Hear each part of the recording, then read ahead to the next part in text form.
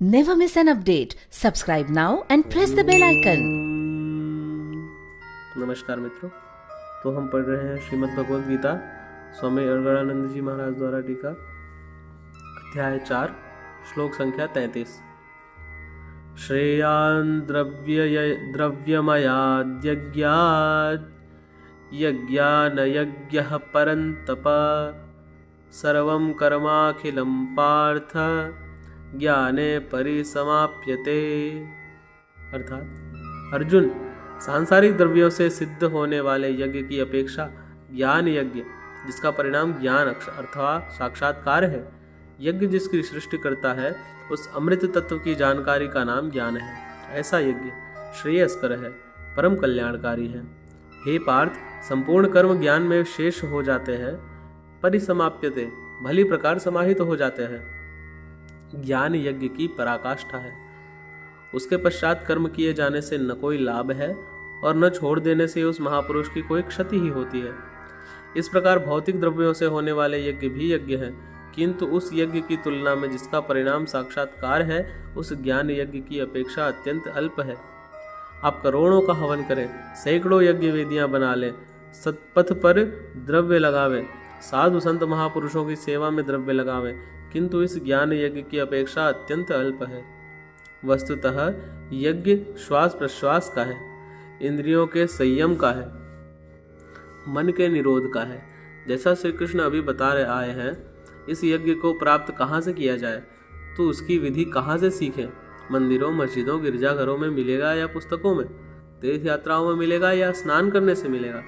श्री कृष्ण कहते हैं नहीं, उसका तो एक ही स्रोत है, तत्वस्थित महापुरुष। ऐसे तद्विद्वि प्रणिपातेन परिप्रश्नेन सेवया उपदेक्ष्यन्ति ते ज्ञानम ज्ञानिनस्तत्त्वदर्शिनः। अर्थात इसलिए अर्जुन, तू तत्वदर्शी महापुरुष के पास जाकर भली प्रकार प्रणत होकर, दंडवत प्रणाम करके, अहंकार त्याग कर, शरण होकर, भली प्रकार सेवा करके, निष्कपट भाव से प्रश्न करके तू उस ज्ञान को जान। वे तत्व को जानने वाले ज्ञानी जन तेरे लिए उस ज्ञान का उपदेश करेंगे, साधना पथ पर चलाएंगे। समर्पित भाव से सेवा करने के उपरांत ही इस ज्ञान को सीखने की क्षमता आती है। तत्वदर्शी महापुरुष परम तत्व परमात्मा का प्रत्यक्ष दिग्दर्शन करने वाले हैं। वे यज्ञ की विधि विशेष के ज्ञाता है और वही आपको भी सिखाएंगे। यदि अन्य यज्ञ होता तो ज्ञानी तत्वदर्शी की क्या आवश्यकता थी? स्वयं भगवान के सामने ही तो अर्जुन खड़ा था। भगवान उसे तत्वदर्शी के पास क्यों भेजते हैं? वस्तुतः श्री कृष्ण एक योगी थे। उनका आशय है कि आज तो अनुरागी अर्जुन मेरे समक्ष उपस्थित है, भविष्य में अनुरागियों को कहीं भ्रम न हो जाए कि श्री कृष्ण तो चले गए, अब किसकी शरण जाएं। इसलिए उन्होंने स्पष्ट किया कि तत्वदर्शी के पास जाए, वे ज्ञानी जन तुझे उपदेश करेंगे। और जज्ञात्वा न पुनर्मोहम एवं यास्यसि पांडव येन भूतान्यशेषेण द्रक्ष्यस्यात्मन्यथो मयि। अर्थात उस ज्ञान को उनके द्वारा समझकर तू इस प्रकार फिर कभी मोह को प्राप्त नहीं होगा। उनसे दी गई जानकारी के द्वारा उस पर चलते हुए तू अपनी आत्मा के अंतर्गत संपूर्ण भूतों को देखेगा, अर्थात सभी प्राणियों में आत्मा का प्रसार देखेगा। जब सर्वत्र एक ही आत्मा है, प्रसार को देखने की क्षमता आ जाएगी, उसके पश्चात तो मुझ में प्रवेश करेगा। अतः उस परमात्मा को पाने का साधन तत्वस्थित महापुरुष के द्वारा है। ज्ञान के संबंध में, धर्म और शाश्वत सत्य के संबंध में श्री कृष्ण के अनुसार किसी तत्वदर्शी से ही पूछने का विधान है।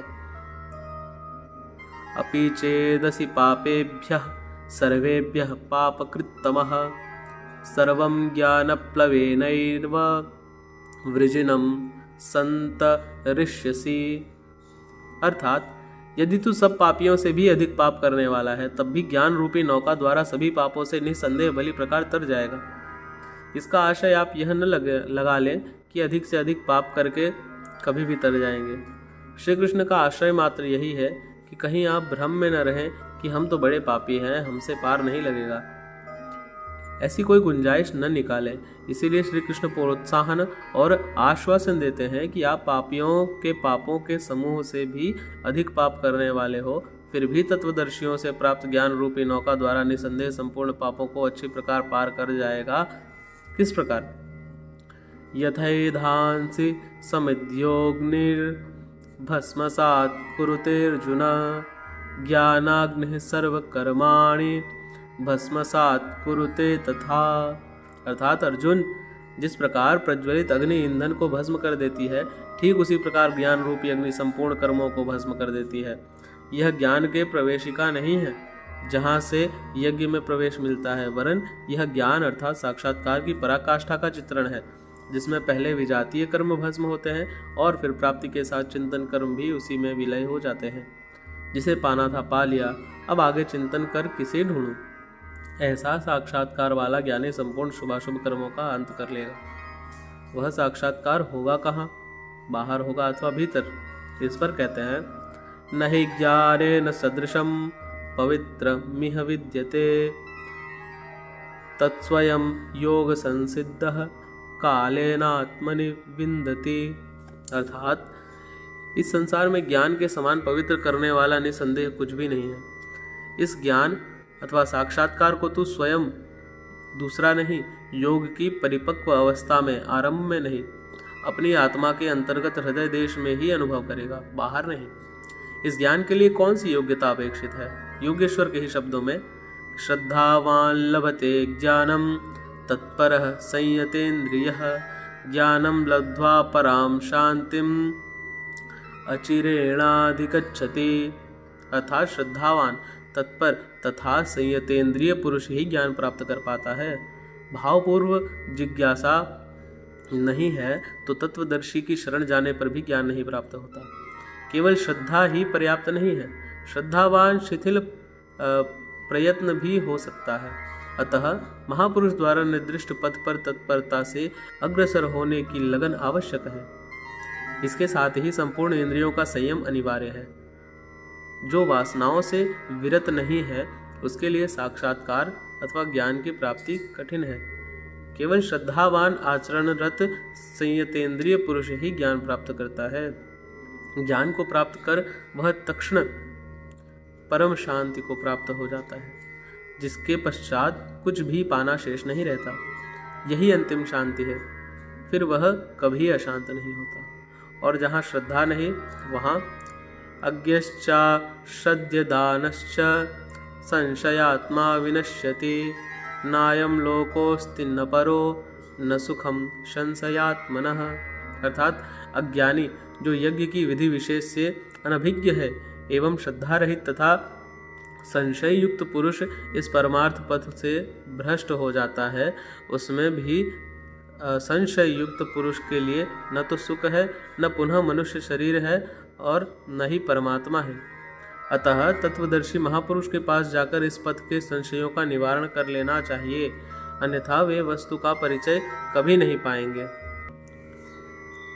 अब आगे पढ़ेंगे अगले वीडियो में। धन्यवाद।